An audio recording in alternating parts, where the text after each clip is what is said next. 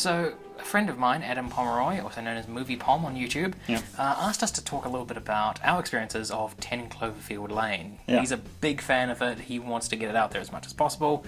We saw the movie, so let's have a chat about it. What did you think of Cloverfield Lane? Overall, I really liked it. I thought it was a smart movie. I thought they did a lot with a little. When I heard the name 10 Cloverfield Lane, I assumed, well, we've seen Cloverfield, and I knew this wasn't a direct sequel or anything like that. And I'd seen the trailer for it, so I sort of knew what to expect, but I was pleasantly surprised.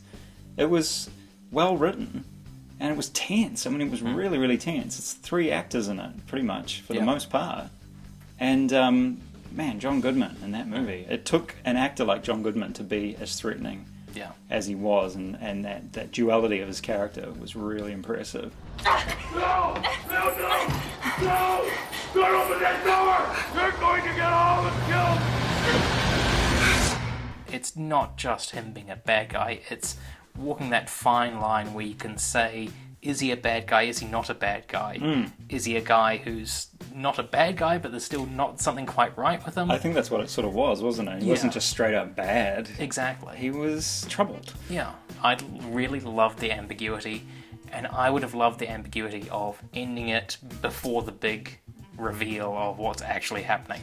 Yeah. Should we talk about the ending? You have to.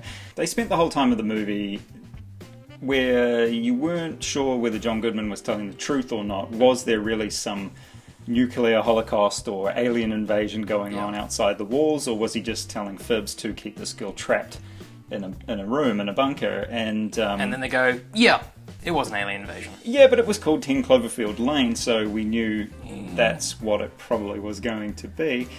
Now, when that ending happened, I mean, by then the movie had me. So I didn't mind. And I knew there was going to be some kind of that element to it, so... See, for me, that's when the movie lost me.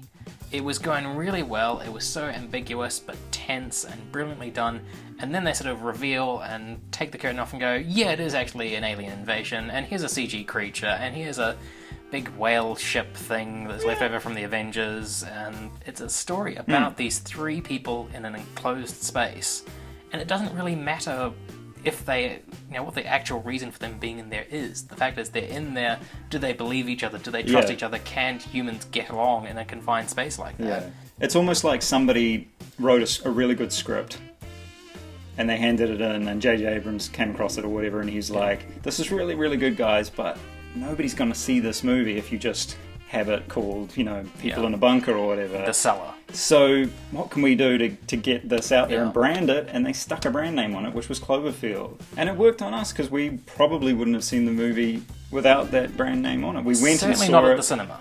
No. We might have seen it on DVD or on demand or something like that, but not at the cinema, and that's what the Cloverfield name did.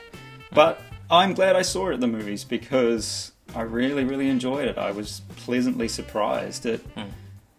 It's not like anything else, really. No. It has the sci-fi element to it, but that's not heavy in it at all for the most part. It is 3 people in a bunker together in that shared space and that tension and that powder keg atmosphere where you never really know when it's going to go off, but you do know it's going to go off because you see moments of John Goodman's character really lose it. That scene at the table, the dinner table, where he's like flexing his fists, and you're like, holy hell.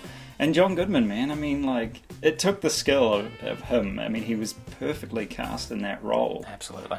Any other actors, may not have been able to pull that off. There's very few people that can do that kind of dual character, and he's wonderful. It really makes me admire John Goodman all over again.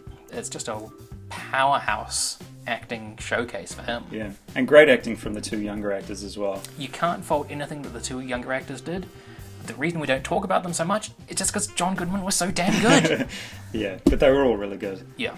And a big shout out to Bradley Cooper as well, who Yep. did an amazing job in the role of the boyfriend. Yep, great job. I think he's going to do exclusively voiceover roles from now on, with the success of Rocket, and now Voiceover. Ben or Brad or on the whatever phone. else. Yeah. Phone guy. Fun guy. Phoning it in. Oh, yeah. So that's it, our chat about Cloverfield for your mate, Adam Pomeroy. Yep. If you guys have seen the movie, comment about it down below. Tell us what you liked and disliked about it. Give our video a thumbs up and subscribe to the channel for weekly videos. We're out of here for now, right? But we'll be back, possibly with a twist ending. But probably not.